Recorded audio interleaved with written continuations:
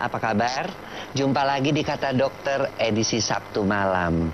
Dan kita sudah saksikan tadi tayangan mengenai baby led weaning, ya. Pemirsa, hari ini saya sendiri loh. Tidak ditemani oleh Dr. Lula karena Dr. Lula sedang cuti. Tapi tidak apa-apa, saya masih tetap didampingi oleh dua orang yang cantik. Yang satu dokter spesialis anak, yaitu Dr. Francisca Hadi SPA. Selamat malam, Dok. Selamat malam. Dan siapa lagi kalau bukan model kita yang seksi dan eksotik, yaitu Suzan Mazak. Halo, selamat malam. Selamat malam. Oke, wah bajunya memang sesuai dengan ini ya, model memang mesti begitu ya, mesti sedikit terbuka, ditutup sedikit, dibuka sedikit begitu ya. Juga sih dokter, ini tadi sebenarnya saya kesini kan buru-buru kan, jadi sebenarnya tukang jahitnya bilang belum selesai, tapi udah mau dipakai. Udah deh biarin nggak usah dijahit, nggak apa-apa, saya pakai setengah jahitan aja. Jadi begini deh bentuknya. Jadi kebuka-buka ya, oke. Iya nih dokter. Tapi pemirsa, malam ini kita akan berbicara mengenai sesuatu hal yang mungkin dirasakan baru ya, karena zaman-zaman saya punya bayi juga masih belum ada tuh yang namanya baby led weaning. Nah, seperti apa sih baby led weaning ini? Tentu saja saya akan bertanya kepada dokter anak, karena ya mungkin dengan kemajuan-kemajuan zaman ya, karena waktu saya di kedokteran pun di bagian anak saya tidak mendapatkan pelajaran-pelajaran seperti itu. Kita sabar saja langsung ke dokter Francisca. Dokter Francisca, marak di media sosial itu seperti tadi video tayang yang kita saksikan tentang baby led weaning. Sebenarnya itu apa dan kenapa ini menjadi tren? Ya sebetulnya tadi sudah dijelaskan ya di di penjelasan di awal bahwa baby led weaning itu memberi bayi kesempatan untuk memutuskan apa yang ingin dia makan dan seberapa banyak dia makan. Jadi hebat ya.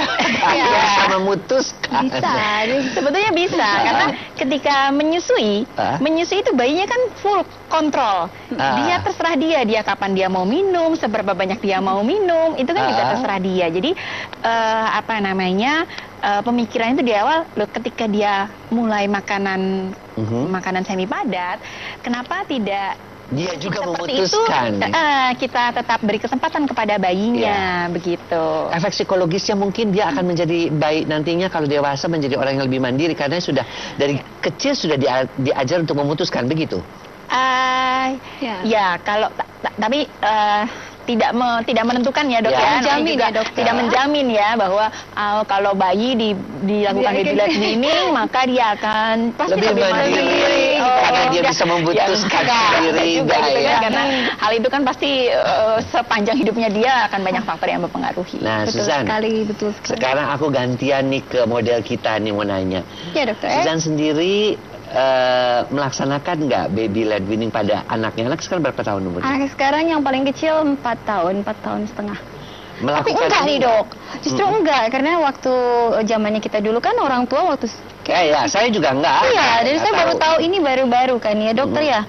Jadi kita masih menerapkan sistem yang kuno sekali. Zaman dulu kan kita blender atau kita saring makanannya, atau kalau orang tua zaman dulu malah dikunyah di mulut, itu benar. Kalau Suzan sendiri itu menyusukan sampai usia berapa? Menyusu cuman sampai nggak lama ya, karena sih saya waktu itu kebetulan tidak terlalu banyak, jadi cuman 3 bulan saya udah stop. Jadi belum ASI eksklusif ya? Belum. ASI eksklusif itu maunya sih gitu dok, tapi asinya kurang banyak. Katanya bisa membuat daya tahan tubuh, kecerdasan dan sebagainya. Sekali, tapi karena waktu itu faktor asinya kurang, dimix lah dengan mix botol susu formula. Jatuh cintanya kayaknya anaknya sama susu formula daripada sama asi ya. Tapi gitu. ini satu pembelajaran yang tidak benar ya. Ini memang nggak benar, itu air harusnya susu nggak boleh ibu gitu. itu adalah untuk bayi manusia. Air susu sapi buat bayi sapi. Itu dan banyak sekali kelebihan-kelebihan daripada air susu ibu, dan akhirnya bayinya menjadi lebih cerdas, menjadi lebih daya tahan tubuhnya menjadi lebih baik. Bukan begitu, dokter? Iya, setuju. Harusnya sih begitu ya, dokter ya. Nah, mungkin zaman dulu kan dukungan belum seperti sekarang. Iya. Betul sekali. Nah, saya ingin tahu juga, seberapa jauh sih kita memberikan dukungan kepada para ibu untuk mereka itu mau melakukan BLW atau baby led weaning tadi? Sebetulnya bukan melakukan dukungan ya, tapi memberi edukasi yang menyeluruh tentang makanan pendamping ASI, gitu. Karena baby led weaning hanya salah satu metode cara pemberian dengan segala kelebihan dan kekurangannya. Setelah bayi 6 bulan. 6 bulan. Setelah ASI eksklusif berarti Setelah ya? ASI eksklusifnya selesai. Oke. setelah ASI Nah, eksklusif. pemirsa, Anda juga tentu bisa berinteraksi ya dengan Dr. Francisca ini di 021515111. Kita lanjutkan pembicaraan kita. Dok, nah kalau saya nih pengen melakukan baby led weaning, katakanlah pada cucu saya ya, maksudnya tuh anak saya punya anak jadi cucu. Nah, apa sih yang mesti saya siapkan atau anak saya siapkan agar supaya program baby led weaning ini berhasil? Oke. Pertama tentu perlu mempelajari dulu ya MPASI secara keseluruhan gitu. ya. Dan kemudian yang kedua mempelajari bagaimana sifat si bayinya itu sendiri, kondisi si bayi gitu ya. Jadi kita harus menimbang dari semua sisi gitu, bahwa karena pemberian makan itu kan sangat esensial pada bayi di bawah 2 tahun kan, 1000 hari pertama kehidupan ya. Jadi intinya adalah anak kita harus tumbuh sesuai dengan kurvanya. Gitu ya, jadi supaya semua potensi tumbuh kembangnya dapat tetap tercapai, apapun metodenya. Apapun metodenya. Emang ada berapa metode untuk perkembangan dan pertumbuhan anak, cara makannya itu? Oh ya, maksudnya kalau yang biasa kan dengan sendok gitu ya, dengan sendok disuapi gitu ya. Sementara kalau BLW ini kan anaknya sendiri yang mengambil pakai tangannya sendiri, masukin ke mulutnya sendiri gitu ya.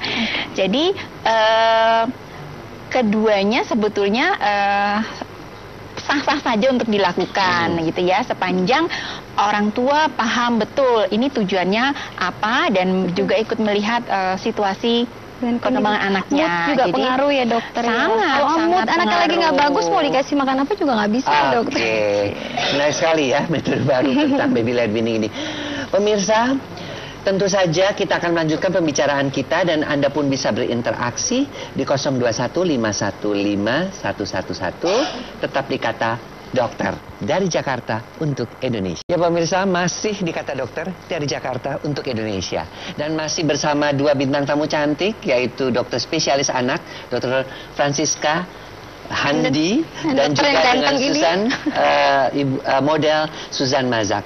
Dan kita masih berbicara mengenai BLW, Baby Led Weaning ya. Dan kita juga tentunya ingin membahas lebih jauh mengenai masalah baby led weaning ini. Tentunya kepada Dr. Francisca, saya juga sebelum ke Susan, apa sih keuntungan kerugian daripada BLW ini? Ya, pertama mungkin kita bahas keuntungannya ya. Jadi dengan membiasakan anak memiliki kontrol penuh atas makannya, maka dihipotesiskan ketika itu kemungkinan untuk mengalami obesitas lebih rendah.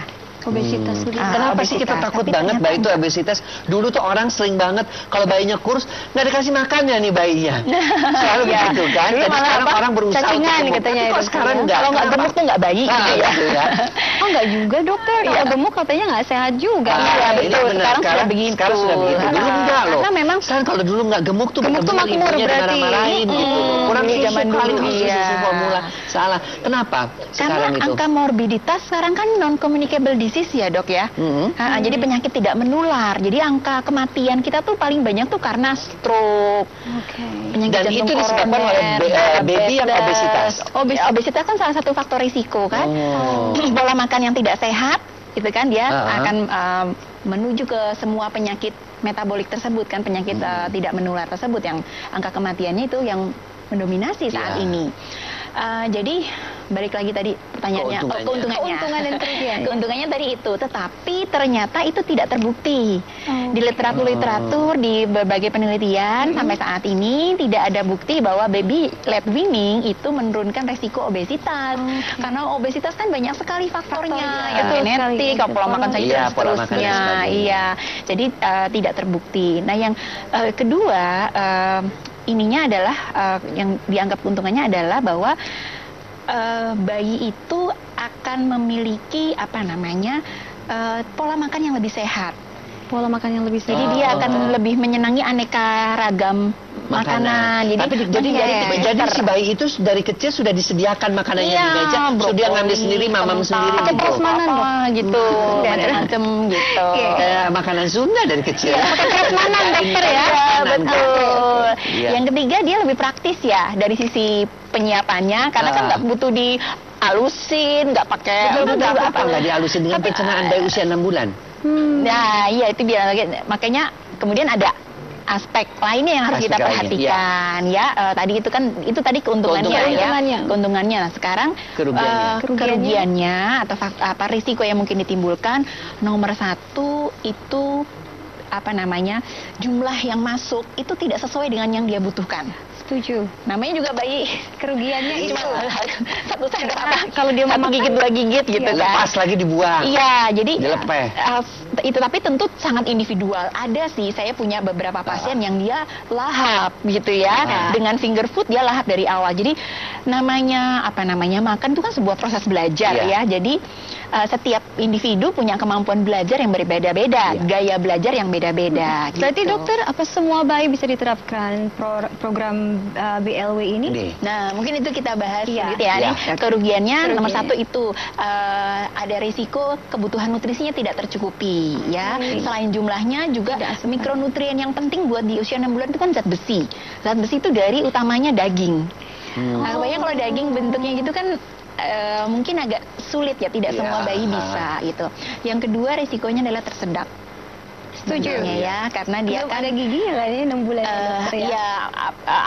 sangat mungkin dia menggigit dengan bongkahan yang terlalu besar, lalu dia juga koordinasinya belum terlalu baik. Ya akhirnya tersedak gitu. Nah itu kita takut banget sama bayi tersedak itu kan. Iya, memang udah tersedak jadinya mana tuh dok? Jadinya peristiwa emergensi ya dok ya kalau tersedak begitu. Jadi tetap aja orang, tapi ada yang mau mencoba ya? Ada yang mau mencoba. Pasien-pasien dokter Francisca? Ada. Beberapa ada, dan bahkan ada beberapa pasien yang dalam perjalanannya anaknya mengalami sulit makan. Hampir semua anak rasanya pasti punya fase sulit makan ya. Nah ketika fase sulit makan itu dicoba finger food seperti tadi, jadi bayinya memutuskan, justru bayinya mau gitu. Jadi memang namanya makan itu kan sangat sangat individual ya. Jadi gitu. Betul-betul diberikan kebebasan loh pemirsa ya kepada si bayi untuk memilih makanannya sendiri, memakannya berapa banyak, kemudian kalau perlu dilepehkan ya haknya dia gitu loh. Saya pikir itu tadi BLW itu ditelepon dulu sekarang pakai Gojek gitu ya dok ya, bayi mau pesen KFC bisa, itu keren banget bayi itu makan. Anda juga masih bisa ya berkomunikasi nanti dengan Dr. Francisca Handi, spesialis anak di 021 5155111. Kembali ke Dr. Francisca. Dok. Pertanyaan saya jawab dulu nih dok yang tadi. Dokter mau tanya dulu. Apa semua bayi bisa diterapkan program ini? Program BLW ini? Itu pertanyaan yang sangat baik. Jadi nomor 1, karena tujuan kita adalah bayinya harus tumbuh dengan baik. Nah ada beberapa bayi yang di usia 4-6 bulan mulai mau makan, itu dia bermasalah itu. Neteknya mulai nolak-nolak, bukan nolak sih, mulai dia lebih senang bermain karena kan dia sudah mulai bisa tengkurap tuh. Dia lebih aware terhadap lingkungannya. Jadi ada bapaknya datang dia noleh, ada ada suara apa dia noleh gitu. Jadi menyusunya tidak seserius ketika dia masih kecil awal. Ketika bayi mulai mudah terdistraksi, apalagi kemudian ibunya kerja, misalnya udah kembali bekerja atau ibunya sudah mulai haid dan sebagainya macam, itu bisa bayinya bisa mengalami breast refusal. Jadi nggak mau netain sebagai bentuk protes kepada ibunya karena ditinggal dan sebagainya gitu ya. Nah pada bayi-bayi yang seperti itu bisa terjadi penurunan grafik pertumbuhan. Nah kalau grafik pertumbuhannya menurun di masa-masa itu, menurut saya sih kurang bijaksana kalau kita menerapkan BLW. Karena belum tentu anaknya akan makan sejumlah yang ia butuhkan, apalagi di saat dia pertumbuhannya sedang tidak baik. Betul, make sense, masuk akal. Dan jadi tetap dikasih, artinya kebutuhan-kebutuhan seperti daging di blender, semua supaya dia bisa makanan tambahannya itu masuk. Kan suka dikasih bubur susu dan sebagainya. seandainya itu bisa diberikan ya pada anak-anak yang seperti itu. Ya, prinsip MPASI adalah pokoknya aneka ragam. Aneka ragam. 4 bintang istilahnya ya. Gitu ya, Dok ya. Protein hewani, nabati, karbohidrat, buah dan sayur, iya. Oke. Nah, kembali mengenai BLW ini ya. Kalau seandainya bayi-bayi itu lebih suka kan, ada beberapa bayi yang ternyata programnya itu memang tadinya nggak mau makan, kemudian dia mau makan, makan sendiri seperti itu. Tapi kita ngelihat pertumbuhan berat badannya turun, artinya tidak sesuai yang kita ekspektasi. Apakah kita bisa combine? Dia milih sendiri, tapi juga ada, oh ini karena dagingnya kurang, di blender aja nih, gitu. Ya, sangat bisa. Sangat bisa. Jadi kita fleksibel aja lah kalau soal makan. Selama asupannya masuk dan dia mau makan ya, dokter ya. Sangat tergantung si anak, tergantung hubungan antara si anak dengan caregivernya juga kan. Jadi fleksibel aja, apapun cara yang dipilih, tujuan kita anaknya tumbuh dan berkembang dengan baik. Iya, betul sekali. Menarik sekali pemirsa ya. Zaman saya juga belum ada loh. Iya, balik lagi dokter. Nanti dibikinin program ini buat dokter BLW ini ya. Dan tentunya pemirsa, kita akan berdiskusi lagi mengenai metode baru ini yang lagi ngetrend di media-media sosial. Tapi tentunya kita ingin mendalami lagi supaya kita bisa memberikan yang terbaik buat anak kita, buat cucu kita. Tetapi kata siapa? Kata dokter pastinya. Ya pemirsa, masih di Kata Dokter, masih tentang baby led weaning. Jadi bayi itu disuruh milih makanan sendiri, nyuap sendiri dengan orang tuanya memperhatikan. Ya, seperti itulah kurang lebih yang sekarang lagi ngetrend di media sosial. Nah, kembali ke dokter Francisca.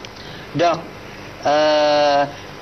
dalam kondisi-kondisi ya, si bayi itu memang akhirnya sampai berapa lama sih dia dibiarkan seperti itu?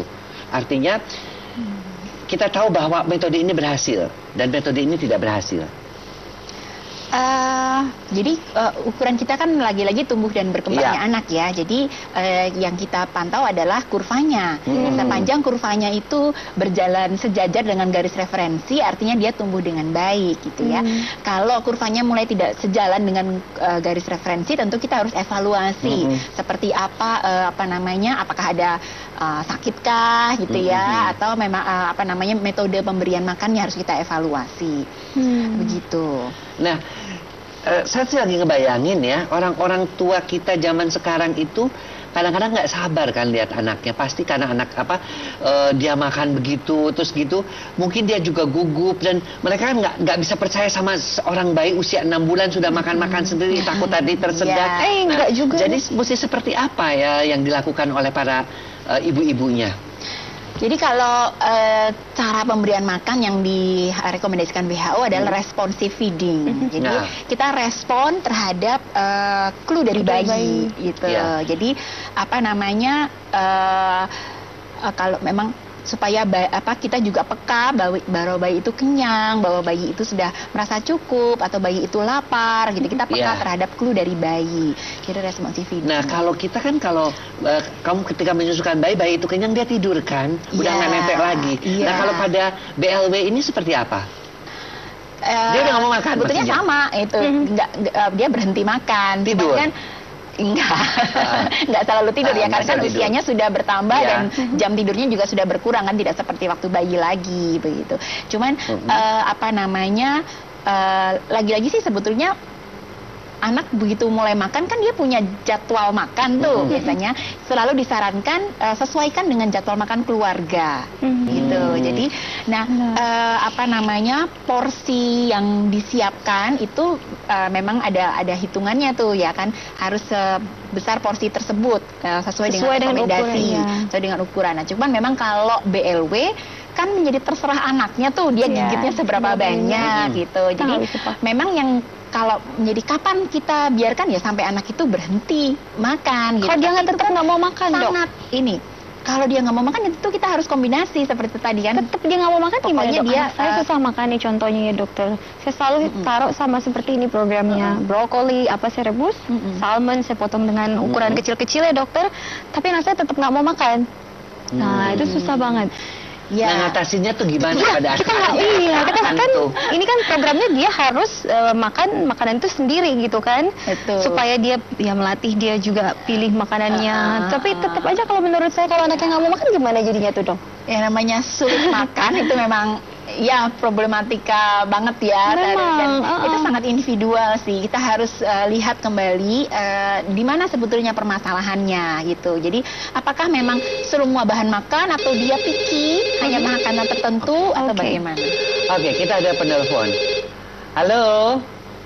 Halo, dengan siapa di mana? Kata dok? Halo. Halo, kata dokter. Oke, dengan siapa di mana, Bu? Ibu Siti. Di? Ibu Siti di mana? Halo. Ya, Ibu Siti di mana? Halo. Ya. Ya, Ibu Siti. Dengan Ibu Siti di Tangerang. Oh, di Tangerang. Silakan Ibu Tangerang. Siti ke Dokter Francisca. Pertanyaannya Tangerang. seperti apa ya? Kata siapa? Kurang dengar, kurang jelas suaranya. Ya, silakan. Pertanyaannya? Iya. Ya Ibu Siti, silakan. Ini dok, kadang anak kan suka habis makan. Halo? Ya, betul. Ya. Ya. Halo? Ya, betul, Bu. Halo? Halo? Ya. Ya, suka makan. Habis makan tuh kadang suka pengen susu lagi. Gimana itu? Oh, Oke. Oke. Usia berapa Bu putranya? Ya. Usia berapa putra-putrinya? Terus suka langsung pengen susu gitu. Gimana? Boleh nggak? Iya. Usia berapa putra-putrinya? Umur 2 tahun. Dia kan udah mau bisa ngomong. Kadang suka pengen habis mam susu gitu. Oh, Oke, Bu Siti. Ya. Baik. Terima kasih pertanyaannya. Kita tanya langsung ke Dokter Francisca. Jadi, putranya sudah 2 tahun, tapi setelah makan tapi masih minta susu kan kita juga takut tuh nanti jadi obesitas. Ini gimana nih dok menyiasatinya? Jadi prinsip baku emas makanan bayi rekomendasi WHO kan menyusui eksklusif sampai 6 bulan dan tetap menyusui sampai 2 tahun atau lebih ya 2 years or beyond.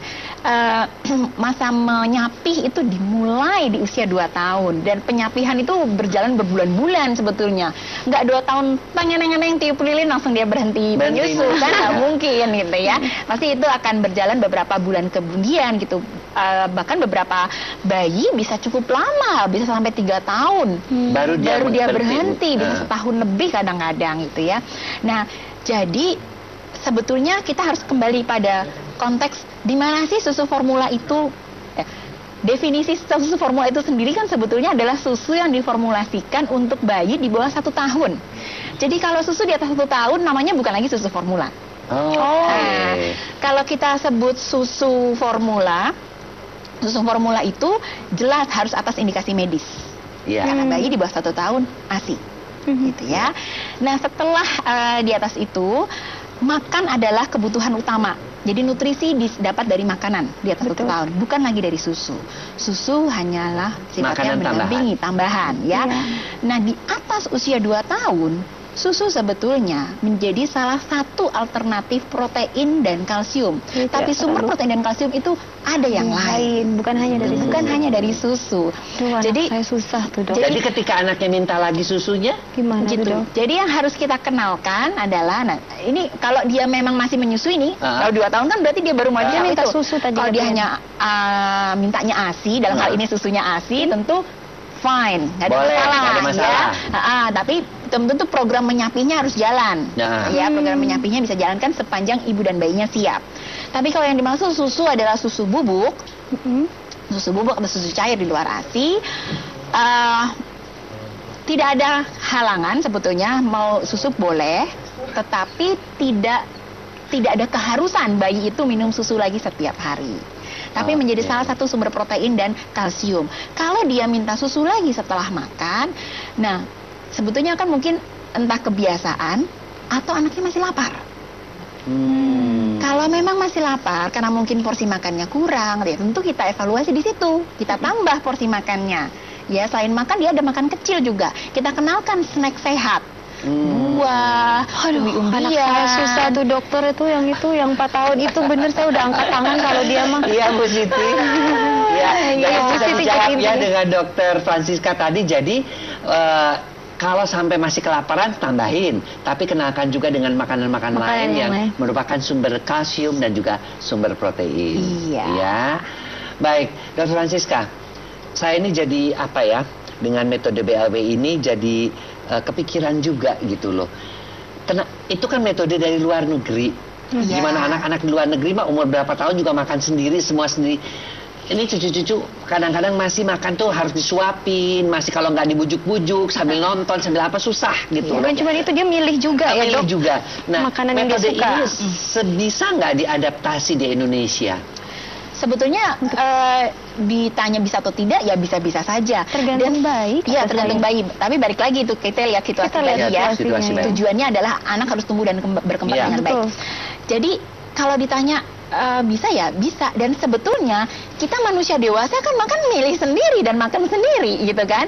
Jadi ini sebetulnya, dan kalau rekomendasi WHO sesuai dengan perkembangan anak memang diberikan finger food, tapi tidak di usia awal sekali. Memang dikenalkan, silahkan melakukan. Maksudnya bayi itu harus melatih koordinasi antara tangan, mata dengan mulut kan. Nah itu kan sebetulnya sarana bayi untuk melatih koordinasi tersebut, modal untuk motorik halusnya. Jadi kalau secara perkembangan bayi itu mulai finger itunya apa namanya, menjimpitnya itu bayi kan mulai dibentuk di usia 8-9 bulan. Jadi di usia tersebut silahkan kenalkan. Malah lebih baik kenalkan ya? Supaya bayi itu berlatih gitu. Tetapi sumber asupan nutrisinya apakah hanya dari situ? Lihat kondisi bayinya.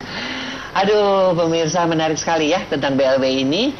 Sebuah metode yang memang dikenalkan dari Inggris dan juga sudah mulai merambah Indonesia agar supaya bayi bisa tumbuh kembang dengan baik, tapi tentu dengan segala kelebihan dan kekurangannya. Dan kita akan lanjutkan perbincangan menarik ini setelah yang berikut ini. Tetap di Kata Dokter. Ya pemirsa, masih di Kata Dokter dari Jakarta untuk Indonesia, dan masih bersama dengan dua bintang tamu yang cantik, Dr. Francisca spesialis anak dan juga model kita Suzan Mazak. Terima kasih. Nah, pemirsa, ini ada superfood info. Kita akan melihat video tayangnya, makanan-makanan apa saja yang memang menjadi superfood. Ini dia video tayangnya.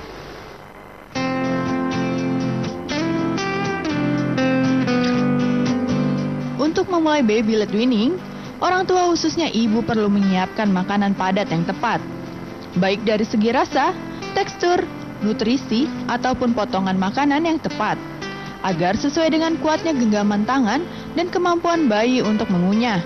Berikut ini beberapa pilihan makanan baby led weaning untuk bayi. Saat Anda ingin mengenalkan makanan pendamping ASI atau MPASI pada si kecil, baiknya diawali dengan sayuran. Sebab hal tersebut bisa membantu anak lebih menyukai makanan sehat sejak dini. Pilihan pertama sayuran sehat yang cocok untuk baby led weaning adalah wortel kukus. Potong wortel menjadi bagian kecil menyerupai balok persegi panjang sesuai dengan genggaman anak. Lalu, kukus wortel selama beberapa menit lebih lama dari biasanya untuk memastikan teksturnya cukup lembut untuk gusi bayi. Tapi, jangan mengukusnya terlalu lunak, karena bayi harus bisa menggenggam wortel dan membawanya ke mulut. Brokoli kukus merupakan salah satu makanan baby led weaning terpopuler, karena sayuran ini mempunyai bagian yang mudah digenggam, dan tekstur yang lembut serta rasa yang lezat. Seperti wortel, Anda perlu mengukusnya lebih lama dari biasanya, agar cukup lembut untuk dikunyah bayi. Bila bayi memiliki perut sensitif, Anda bisa menunda memberikan brokoli kepada si kecil, karena sayuran ini bisa membuat perutnya kembung. Ketika bayi sudah lebih ahli dalam mengunyah, Anda bisa beralih dengan memberikan daging pada anak. Daging adalah sumber protein yang baik, sehingga akan membantu pertumbuhan dan perkembangan bayi. Daging ayam atau daging sapi bagus sebagai MPASI pertama bayi yang melakukan metode baby led weaning. Alpukat banyak mengandung lemak baik, yang sangat penting untuk perkembangan otak anak. Tidak hanya itu, teksturnya yang lembut membuat makanan ini tepat sebagai makanan pertama bayi, bahkan untuk bayi yang belum memiliki gigi. Meski lembut, potongan alpukat ini masih bisa dipegang dengan baik oleh tangan si kecil. Nah, itulah superfood info untuk program baby led weaning. Dan kita lihat sendiri, pemirsa, ada brokoli, ada wortel kukus, ada alpukat. Saya akan minta komentar dari Dr. Francisca. Dok, itu makanan-makanan yang seperti itu sudah mulai dikenalkan, tadi kita lihat di video tayangnya. Itu cocok nggak kira-kira untuk orang Indonesia? Iya, kalau maksudnya dari segi sayuran dikenalkan tentu cocok ya. Cuman yang menjadi concern adalah bahwa anak itu perlu nutrisi yang lengkap. Gitu ya. Jadi sebenarnya sejak awal, sejak mulai awal MPASI kita harus mengenalkan apa semua jenis sumber bahan makanan. Jadi harus ada karbohidrat, harus ada karbohidrat kan beras, kentang, jagung, ubi, singkong. Jadi anak-anak tuh memang harus dikenalkan. Ya, dan itu paling gampang didapat juga ya. Karbohidrat tuh kita juga jangan beras minded itu ya. Jadinya kita tidak kunjung swasembada pangan nih karena variasi kita variasi makanannya terus. Ya, zaman dulu kita cuma dikasih bubur aja, bubur abang-abang ya. Nah, kemudian protein hewani sangat penting sejak awal MPASI. Salmon. Jadi protein hewani itu terutama red meat, daging merah, karena itu adalah sumber besi terbaik. Jadi anak itu harus sebetulnya mendapatkan itu dari awal. Kemudian protein nabati ya, kaya akan berbagai mineral kan, kacang-kacangan. Kemudian buah dan sayur tentunya. Jadi sebetulnya keseluruhan. Tadi kita terputus pertanyaan dari Suzan Mazak mengenai kalau kurang ASI-nya kurang ya tadi ya. Oh iya. Itu gimana? Dokter, saya kan memang ASI-nya kebetulan kurang kan. Bukannya nggak mau ngasih ASI, siapa sih yang nggak mau ngasih ASI sampai 6 bulan? Iya, itu betul. gimana jadinya itu, Dok? Jadi kurang ASI sama aja sih dengan keluhan anak saya demam. Jadi harus dicari tahu sebetulnya. Kurang ASI-nya kenapa kebanyakan jadi model kali. Sampai tidak sempat menyusukan. Bukan dokter, model apa, model gajah gitu ya di. Kalau zaman sekarang, kalau hari sekarang ini ya, kalau sampai gagal menyusu sebetulnya sangat disayangkan karena dukungan jadi kesalahan pada ibu ya kalau sampai bukan kesalahan pada ibu. Ada namanya kesalahan sebetulnya utamanya adalah pada support system. Betul, saya setuju. Ini bapak perlu memberikan dukungan kepada istrinya, keluarga, fasilitas kesehatan, dokternya, objinnya, dokter anak harus dipuji. Istri itu nggak boleh stres ya, Dok. Masyarakat juga yang harus mendukung kan sekarang ada ayah yang terdekat dulu nih dokter. Kalau terdekat ya. Kalau ada keluhan ASI saya tidak cukup, saya stres juga mempengaruhi kurangnya ASI. Datanglah ke klinik laktasi, itu harus dievaluasi. Apakah masalahnya ada di ibunya, di bayinya, atau di proses menyusuinya. Jadi harus ditegakkan diagnosisnya dulu. Kalau kita udah dapat diagnosisnya, baru tata laksananya menyusul, bukan begitu kan ya? Iya, betul. Jadi harus diapainnya tergantung diagnosis. Jadi suami, kamu menyalahin suami. Iya dong. Dokter, sekarang kalau kita stres mempengaruhi faktor susu ASI juga berkurang. Bener nggak? Betul. Kalau tapi stres, kan kalau stres itu kaitannya dengan oksitosin, tapi kan juga ada hormon prolaktin. Jadi kan harus dilihat ada faktor medis ibunya ada nggak? Gitu. Apakah ada konsumsi obat tertentu atau memang ada masalah? Stres waktu mau nyusu bayinya, ayo. Stres dengan berat badannya. Iya, takut badannya gemuk, ini sih salah Bu Ibu. Sebenarnya nggak apa-apa. Ibu memang jangan contoh saya ya. Saya memang salah. Saya bener-bener kalau udah berat badannya udah naik gitu kayak stres banget gitu. Stres sendiri jadi ya dokter. Nah, habis model mah ya begitulah. Takut nanti kalau berat badannya naik terus. Soalnya saya nggak mau ngeliat kaca dokter selama habis lahiran. Aduh, nggak mau naik lihat kaca. Kalau kegagalan menyusui itu pertama-tama adalah kegagalan support sistemnya. Karena suamimu kali ya. Karena tidak ada ibu. Dokter. Kalau ibunya mendapat informasi yang benar, tidak akan ada ibu yang memilih untuk sakit. Pasti ibu itu memilih untuk sehat. Gitu. Jadi masalahnya belum terinformasi dengan benar dan belum terinformasi bagaimana caranya supaya bisa. Itu aja sih. Jadi support system. Support sistemnya. Ada lagi satu lagi yang susah. Maaf ini katanya pengaruh nipple kita untuk menyedot bayinya itu terlalu kecil. Jadi waktu itu saya tambahin tuh sama yang nipple plastik ya dokter. Saya konsultasi kok dok. Oh iya. Ini ngeles. Enggak, tapi benar dokter. Iya. Terus katanya juga itu bayinya saya cobain susuin dia nggak mau karena terlalu kecil. Dan satu lagi ini salahnya suster nih waktu lahir dikasih langsung susu botol di mix. Jadi nggak nunggu saya dulu. Nah itu juga pengaruh kan ya sekarang kan sudah rooming ya nggak boleh ya. Itu salah lagi ya. pemirsa, kita tidak salah-salah ini, tapi kita ingin mendapatkan pengalaman dari Susan Mazak bagaimana dia membesarkan anak-anaknya sampai dia terpaksa menambah dengan susu formula. Bagaimana dia proses waktu di susternya langsung sudah memberikan air gitu. susu Suster tidak nunggu saya langsung memberikan susu formula. Jadi bayi sudah merasakan karena manisnya susu formula sama susu ASI kan beda ya dokter. Otomatis dia pilih susu formula. Iya. Gitu. Tapi ya saya kira apa yang dialami oleh Susan itu sama dengan ibu-ibu yang lainnya. Mungkin ada beberapa saya lihat ibu yang bisa sampai menyusui 6 bulan tuh saya sampai setahun, 2 tahun. Itu saya bangga banget malah saya bilang. Kalau saya bisa seperti kamu juga saya mau. Tapi saya tidak mau berat badan saya naik gitu kan. Ibu nggak mau jadi model kan? Ya udah nggak apa-apa. Kalau nggak mau jadi model jadi berumah tangga bisa lah. Baik. Nah, pemirsa, Anda masih tetap bisa loh ya berinteraksi juga dengan Dr. Francisca karena beliau ini sedang menceritakan berbagai macam masalah-masalah dalam memberikan makanan terhadap bayi. Tetapi ini ada satu metode baru yaitu mengenai baby led weaning. Tetap saksikan kata siapa? Kata dokter pastinya.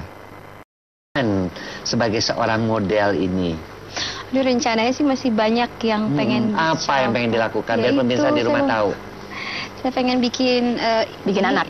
Oh, jangan bikin anak mulu.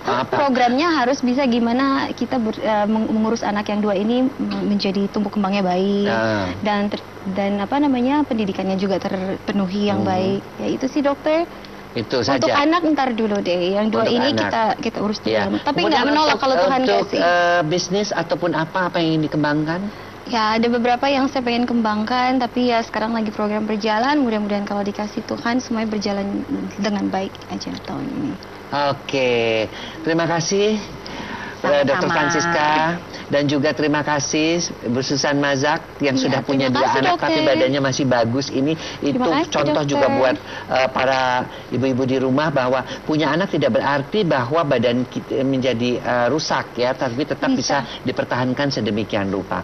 Nah pemirsa, apapun metodenya ya mengenai pemberian makan kepada anak, mau pakai baby led weaning, mau pakai cara-cara yang lain, yang penting Anda tetap berkonsultasi dengan dokter anak dan waspada jika terjadi penurunan berat badan. Harus dicari penyebabnya lalu diberikan solusinya.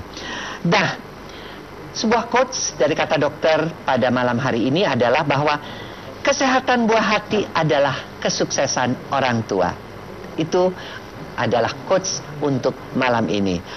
Baik, pemirsa, sampai jumpa di Kata Dokter pada edisi yang akan datang setiap Sabtu dan Minggu jam 7.30 sampai jam 8.30 malam hanya di JAK TV. Dari Jakarta untuk Indonesia.